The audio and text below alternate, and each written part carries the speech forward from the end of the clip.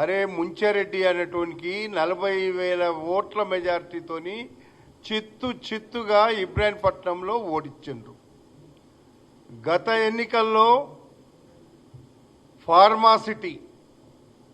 Pharma city వస్తే కాసుల వర్షం కురుస్తుంది. ఫార్మాసిటీలో రైతులందరినీ ముంచి టిఆర్ఎస్ గవర్నమెంట్లో ఈ కిషన్ రెడ్డి అనేటోడు రైతులను ముంచి పూర్తిగా వాళ్ళ దగ్గర ఉన్నటువంటి 5 ఎకరాలకు 3 ఎకరాలు, 3 ఎకరాలకు 2 ఎకరాలు, 2 ఎకరాలకు 1 ఎకరా డబ్బులు ఇచ్చి మిగతా ఎకరాల ఈ డబ్బులు కొట్టేసి గజ దొంగలాగా, తెల్లారిన దొంగలాగా డబ్బులు కొట్టి కేటీఆర్ పంచిస్తాడు అనేటువంటి ఉద్దేశంతో ఆ రోజు నేను ఇండిపెండెంట్గా 6,000 లీడ్ ఉంటే 300 ఓట్లు ముష్టిగా వాళ్ళకి 80 సీట్లు రాగానే గెలిపించుకున్నారు. ఎందుకు గెలిపించుకున్నారు? నిన్న ఆయన చాలా గొప్పగా చెప్పిండు కేటీఆర్. కొన్ని మాటలేమో మా ముఖ్యమంత్రి మీద, మా ముఖ్యమంత్రి కుటుంబం మీద, మా ముఖ్యమంత్రి కుటుంబ సభ్యుల మీద మాట్లాడిండు. అవన్నీ నేను ఇప్పుడు ఈరోజు చెప్పాలనే ఇక్కడ ఉన్నా. ఈ సన్నాసులకు ఏమాత్రం ఇంకిత జ్ఞానం ఉన్నా, ఏమాత్రం బుద్ధి ఉన్నా రండి బిడ్డ, మీరు సైట్లోకి రండి. వచ్చి మీ కబ్జాలు ఎక్కడెక్కడున్నాయో నేను మొత్తం తీసి పెట్టిన, అధికారులకు ఇప్పటికే ఇచ్చిన. మీరు అన్నటువంటి 22Aలో 16,000 నుంచి చాలా ఉన్నాయన్నారు. ఇసొంటివే ఉన్నాయి.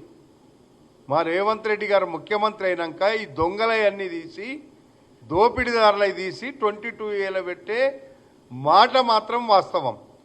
రైతులకు న్యాయం చేయడం, దోపిడీ దొంగలకు భరతం పట్టడం మా రేవంత్ రెడ్డి గారికి వెన్నతో పెట్టిన విద్య.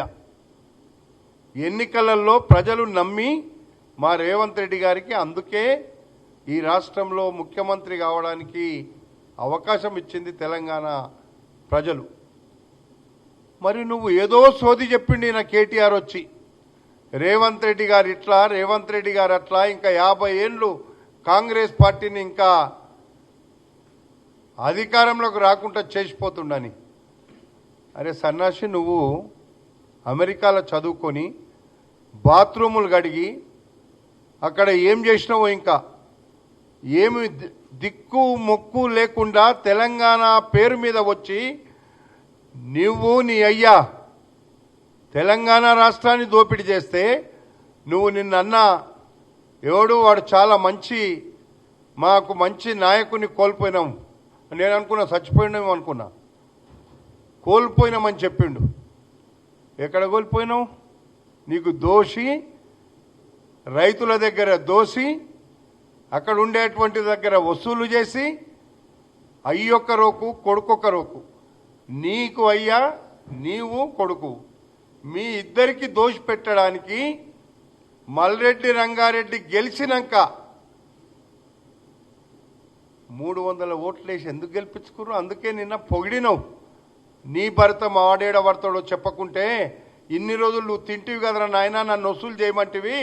మల్రెడ్డి రంగారెడ్డి ఏమో ఇక్కడ తిడుతున్నాడు, తిట్టి 40,000తో గెలిచిండు అని ఏడంటాడో అని ఇట్లా ఉల్టాగా మాట్లాడిండు. అలవాటు పోదు కదా. ఆ అలవాటు, తిన్న అలవాటు, వాళ్ళు చేసిన తప్పులు, వాళ్ళు చేసిన దొంగలు, వాళ్ళు చేసిన దోపిడీ, వాళ్ళు చేసిన వసూళ్ళు మా మీద, మా ముఖ్యమంత్రి మీద నువ్వు వేస్తంటే మేము చూస్తూ కూర్చుంటోళ్ళం కాము. ప్రజలు మాకు బ్రహ్మాండమైనటువంటి మెజారిటీ ఇచ్చి మమ్మల్ని గెలిపించిండ్రు. నీలాగా దొంగ ఓట్లు వేసుకొని నువ్వు దోపిడీ చెయ్యమనేమో నిన్ను గెలిపించిండు నీ కేసీఆరో కేటీఆరో ఎవడో. మేమేమో ప్రజల చేత గెలిస్తే ఇండిపెండెంట్గా గెలిచినా ఇప్పుడు కూడా ప్రజలు నీకేం చెప్తారో, రా నువ్వు దోపిడీ చేసిన భూముల దగ్గరికి నువ్వు రా, నేను అధికారులను పిలుస్తా, అధికారులు ఇది ప్రభుత్వ భూములు ఎట్లొచ్చినాయని చెప్తారు వాళ్ళు. అరే సిగ్గు లేదురా, మళ్ళొచ్చి మా మీద మాట్లాడతారా మీరు? వెధవ సన్నాసులారా, మీరా మా మీద మాట్లాడేది? రండి నియోజకవర్గంలో వచ్చి మీరు కబ్జా పెట్టిన భూముల మీద నేనొచ్చి నిలబడతా, అధికార యంత్రాంగాన్ని తీసుకొస్తా. అక్కడ ఎవరిది తప్పుంటే ముక్కు నేలకు రాయాలి, రాజకీయాలు వదిలిపెట్టి పోవాలి. లేక